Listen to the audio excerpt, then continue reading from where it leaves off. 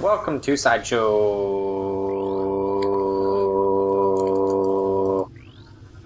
We're back.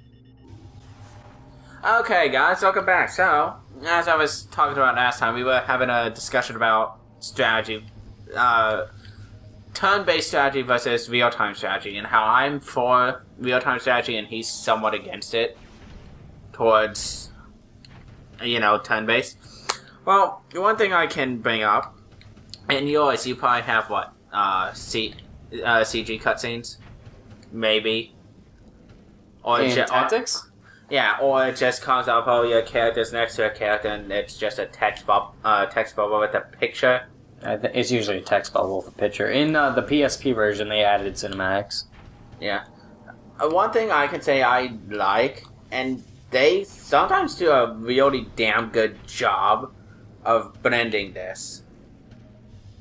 Live action cutscenes with CG videos of what happens. Like, just off the top of my head, I can say There's some games where I find that working. Command and Conquer Yuri's Revenge. Okay. It starts off with Yuri having set up something called a Psychic Dominator all over the world. And what this does is it goes off and it controls people's minds. Okay. He wants world domination.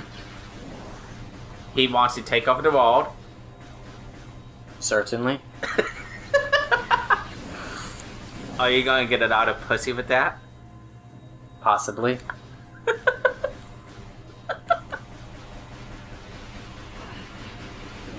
There's other games where it works. Like Well, I believe Wing Commander was one of them. Well, let me finish this then quickly. Look up the Yuri's Revenge opening scene, or if you know what I'm talking about, then you know what I'm talking about. Basically, it starts off with a live action kind of thing, And sometimes you can tell when it's CG, sometimes you can't. But at the times when you can't, it's actually really well done, I think. Like, the president, Dugan, he says, hey, yeah, send in the fighter jets, right? And it just starts, and it shows these things. I was like, well, did they just really scramble jets in real life to do this? Yeah, where it looks almost real. Yeah. Like, the opening cinematic, I could say, for Final Fantasy 12. You know what I'm talking about? Yeah, that one looks really good, even for PS2. Or like, fucking Advent Children. Those kind of graphics where it looks nearly realistic. Well, not the original Advent Children. If you're talking about Complete, then that's a different story. Either Complete one. looked amazing. They both looked amazing. I was gonna say, Advent Children looked like high-end PS2. But once they hit Advent Children and Complete, you're like, whoa. Yeah, but you get my point, right? You get what I'm talking about. One thing I can say also that I really enjoy with the Command & Conquer series, when the actors are good, they're really good. I like the guy who played Tanya in Red Alert 2 and Yuri's Revenge. Yuri, the Premier, the President, the General, all of them, they really saw that you were a soldier, Mm-hmm. I might have I played, maybe early this year, late last year, I played the Soviet campaign of Red Alert 3. Because I had bought it, but my laptop at the time was a piece of shit, and my desktop was even shittier. So I couldn't run it, Mm-hmm. But now I got this amazing laptop, and I played it, and Which was outdated the moment you bought it, like most electronics are. one thing I can say is I love two choices for the actors in this game. The Comrade Premier and on the Soviet side is Tim Curry. So it was just awesome having him be your commander, Mm-hmm. And then the other one was George Takei as the Emperor for the Army of the Rising Sun.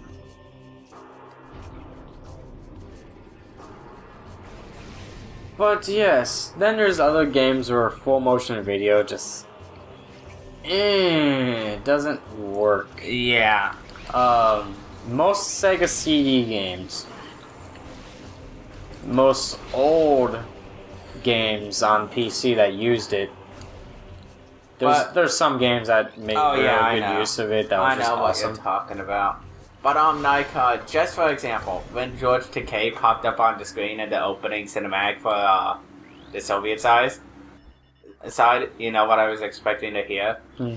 Hello. But no, like these two sold their side, you know, and they made the Americans look like complete dicks. Like, just off the top of my head, there was an American general that you fight, and he's like, well, let me tell you something, comrade! You know, it went beyond trash talking to, I'm a dick, I'm gonna make you feel bad, because you're a dick.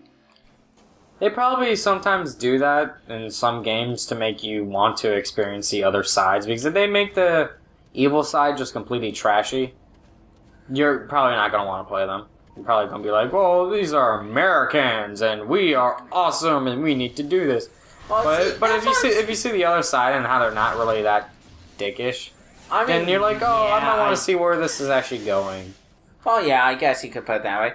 But, like, and this is just my favorite, the President in Red Alert 3. You're taking over New York. You're on Liberty Island, right? And you send in your troops, he's like, oh, I'm gonna raise the threat level. Oh, you better not tempt me. I'm raising the threat level. I'm like,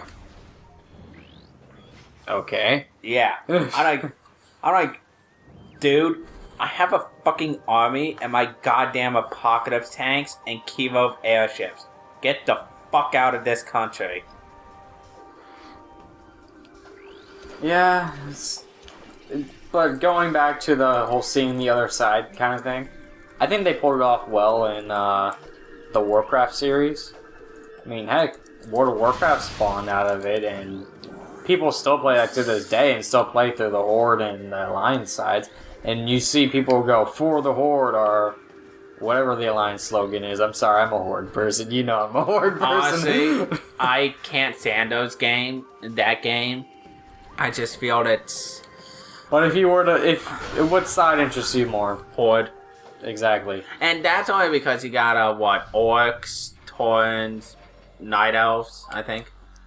It's more like fantasy, and then, like, on the side of humans, I mean, the Alliance, you got humans, taller human with pointy ears, short, fat human, really short human, essentially how it is. And then you got the and then you got the Worgen out of some weird. I know what you. They pulled it off well. I mean, they have times where they sit there and just screw up their lore just so they can fit things in right. A lot of people do complain about it, but then other times they're just like whatever. But okay, answer me this. Actually, you know what? I have a good idea. Let's you and me do a one-on-one. Just a one-off. Command and Conquer, Red Alert, or... So I want to say, if you're going to say Warcraft, I would rather play that. Well, Command and Conquer, I don't want to touch. Let's do one-offs of each. We each pick our favorite game from the series we like, and see who can come up better. I mean, obviously, you'd have to give me a few days to learn Warcraft. I don't really remember much about either one of them. Actually, how about Warcraft, StarCraft 2, and Command and Conquer? I don't even own StarCraft. Oh, I'm so sorry, people that heard that actually like StarCraft. I don't have it. I could say this. Where am I supposed to be going? I can say with certainty that I would probably like StarCraft, and this comes from I'm a sci-fi person compared to you're probably more of a fantasy. It depends on. Well, I still say it depends on the game. Yeah, it really does. Because sometimes a fantasy seems awesome, but it's pulled off terribly. Yeah, and sometimes the fantasy looks really cool, and yeah. Yeah, and that's completely fair, you know. But what I'm trying to get across here is let's just do those three. The last Warcraft RTS, not World of Warcraft, cause fuck it. Well, To those who like World of Warcraft, I don't care. We would have to sit there and play the game, like, we would have to play it for a really long time, and then we can finally do PvP at a good standard level and actually look good at the game, and not sit there and be like level 5 and decide to do PvP just for the heck of it. Yeah. We wouldn't, what the heck? But like me, I visit Command & Conquer every couple years, so I could probably safely say I might be able to beat you.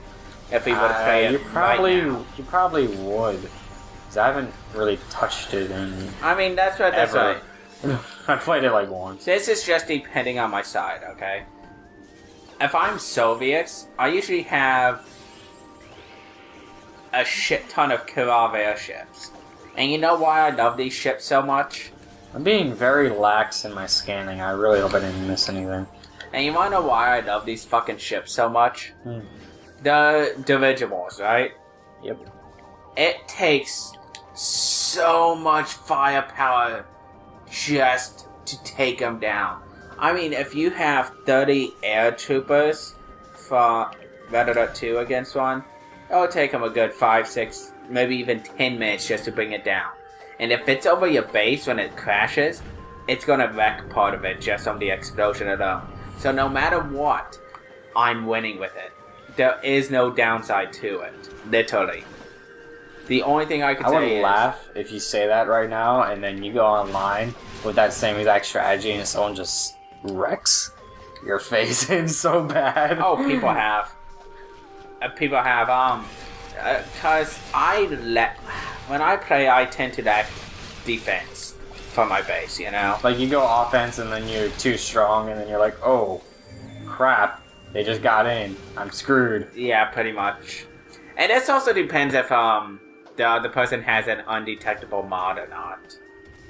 Like, my friend, I didn't have this one mod, but he did, which allowed him to create a unit that can kill in one hit anything, no matter what it is. So, obviously, it's not fair. Anyways, that wraps up, I guess, my talk for this kind of thing. And that wraps up this episode. I'm gonna probably get blasted by these Grenchlers. Wow, they had kind of terrible names in the second game. Yeah, main one. Mr. Grenchler. You really are an eel. See you then. I love that song, I'm just saying, everyone. What the heck did I just do to it? You quenched it. Oh, did I freeze it? Oh, I did. Cool.